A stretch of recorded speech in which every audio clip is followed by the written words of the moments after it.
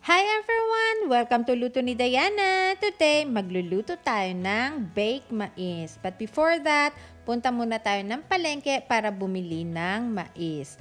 At saka guys, na-post ko ito sa aking Instagram account at maraming nagtatanong kung ano yung recipe, kung ano yung ginawa ko, pwede ko ba daw i-share. So, ito na guys, i-share ko sa inyo ang aking baked mais. So, ito yung mga ingredients at lilinisin natin yung corn bago pakuluan. Okay? Keep on watching!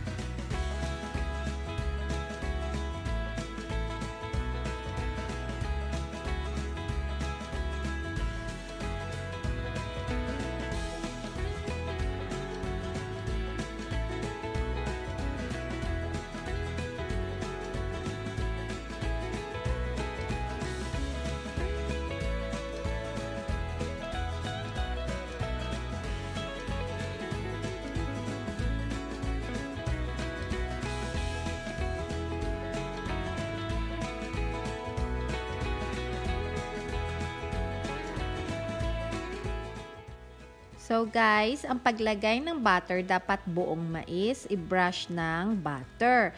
Ganon din sa mayo and sour cream mixture, dapat buong mais din.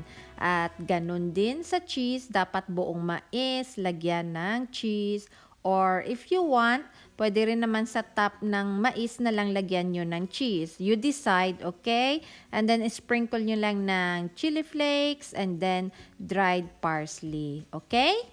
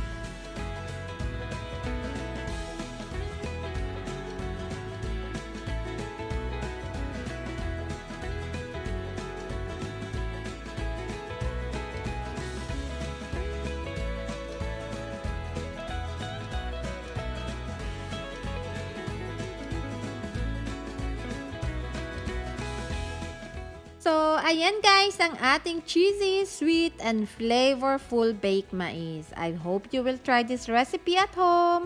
Thank you so much for watching. Please don't forget to like, subscribe, and hit the notification bell para lagi kayong updated kung may bago akong video. Bye!